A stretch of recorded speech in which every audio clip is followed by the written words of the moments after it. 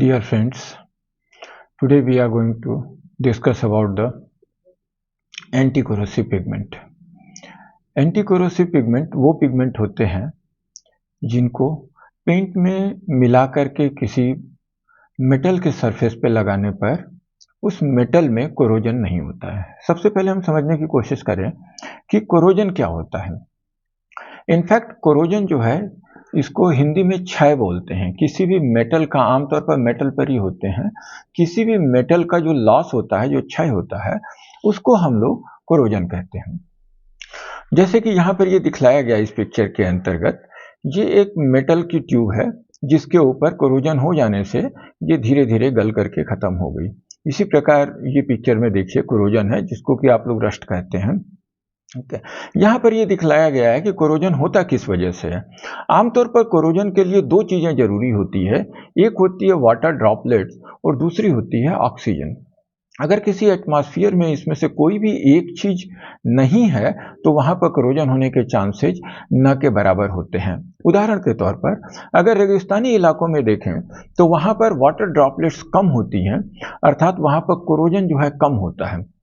इसी प्रकार अगर आप पानी के अंदर अगर आप देखेंगे तो पानी के अंदर भी कोरोजन कम होता है। वहाँ वाटर ड्रॉपलेट्स तो होती है लेकिन ऑक्सीजन नहीं होती, ऑक्सीजन कम होता है, इसलिए पानी के अंदर भी कोरोजन कम होता है।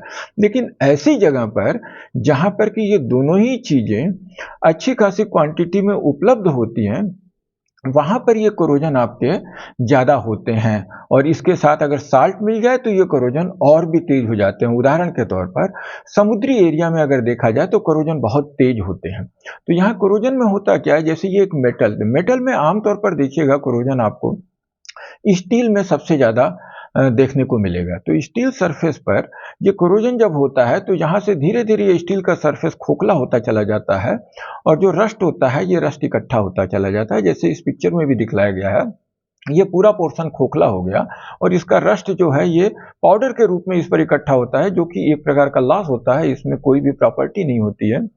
और इस तरीके से देखा जाए तो विश्व के अंदर करोड़ों अरबों रुपये हमारे कोरोजन की वजह से समाप्त हो जाते हैं। तो कोरोजन को रोकने का क्या उपाय है? कोरोजन को हम लोग कई तरीके से रोक सकते हैं।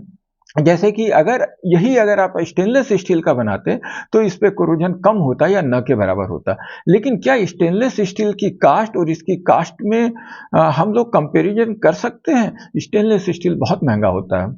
तो उससे अच्छा ये देखा गया कि अगर इसके ऊपर हम लोग पेंट कर दें और उस पेंट पर हम लोग थोड़ा सा ध्यान दें, समय समय पर उस पर पेंटिंग करते रहें या उस पेंट को सही तरीके से अगर डिजाइन करें तो कोरोजन को हम लोग काफ़ी कुछ हद तक रोक सकते हैं।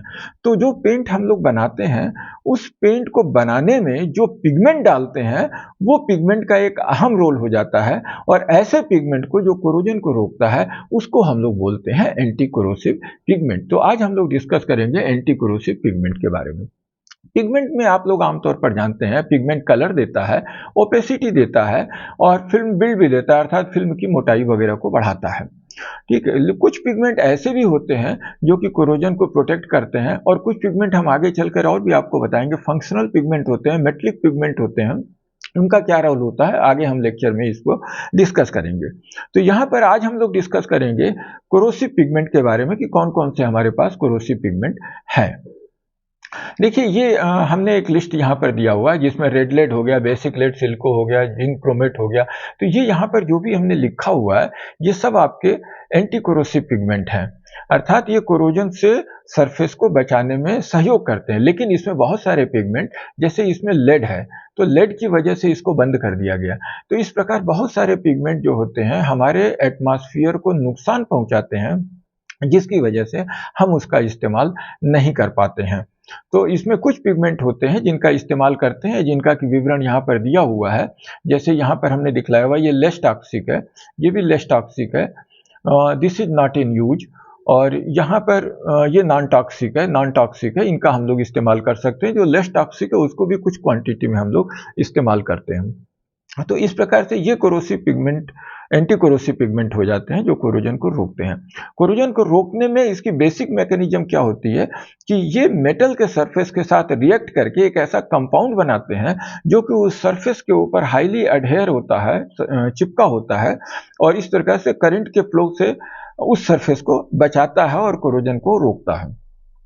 अब इसमें कुछ ऐसे भी मटेरियल होते हैं, कुछ ऐसे भी पिगमेंट या एक्सटेंडर्स होते हैं जो कि एंटी कोरोसिव तो नहीं होते हैं, लेकिन उसको कोरोजन को रोकने में वो बहुत सहयोग करते हैं। उदाहरण के तौर पर जैसे माइकेसियस आयरन ऑक्साइड को ले लें, इसकी माइका की तरीके की सरफेस होती है, ये किसी पेंट में पड़े रहते हैं तो ये पानी को अंदर पेनिट्रेट नहीं होने देते हैं, जिसकी वजह से कोरोजन रुक जाता है।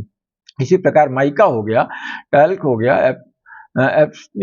एस्बेस्टीन हो गया, तो इस प्रकार के ये मटेरियल हमारे वो हो जाते हैं जो कि इनडायरेक्टली कोरोजन को रोकने में या सरफेस पर कोरोजन लगने से बचाने में जो है हमारा सहयोग करते हैं। इसमें बहुत सारे ऐसे भी हम आपको लिस्ट दे रहे हैं जिसमें ये जितने भी इसके अंतर्गत दिए हुए ये एंटी कोरोसिव पिगमेंट हैं, ये हमारे नॉन टॉक्सिक हैं, जो कि मॉडर्न समय में हम लोग ज़्यादातर इनका इस्तेमाल करते हैं। यद्यपि इसमें कुछ पिगमेंट आपके बहुत अच्छा रोल प्ले करते हैं और कुछ का जो इफेक्ट कम होता है, लेकिन चूंकि एनवायरनमेंट कंसिडरेशन में रहता है, इसलिए हम इसको इस्तेमाल करते हैं। इन पिगमेंट का इस्तेमाल करना हमारी मजबूरी भी हो जाती है। और दूसरी बात ये भी है कि ये कुछ प्रॉपर्टी देते हैं पेंट को, ऐसा नहीं है कि ये बिल्कुल ही प्रॉपर्टी नहीं देते, इनकी भी कुछ प्रॉपर्टीज होती हैं कोरोजन को रोकने में। और कुछ हमारे जैसे मेटलिक पिगमेंट होते हैं, ये भी कोरोजन को रोकते हैं। जैसे हम लोगों ने सुना होगा गैल्वेनाइज स्टील, तो गैल्वेनाइजेशन जब हम किसी आयरन की सरफेस को गैल्वेनाइज कर देते हैं तो उस पर भी कोरोजन काफ़ी कम हो जाता है या न के बराबर हो जाता है। लेकिन यहाँ पर हम लोग चूँकि पिगमेंट की बात कर रहे हैं, तो अगर जिंक पाउडर को 80-90% तक अगर किसी पेंट में डाल करके उसका पेंट बनाया जाए, तो एक प्रकार का ये पेंट जो है वो गैल्वेनाइजिंग का ही काम करता है और हमारे कोरोजन को रोकता है। इसी प्रकार एल्युमिनियम, मैग्नीशियम, ये भी हमारे कोरोजन को रोकने में हमारी हेल्प करते हैं।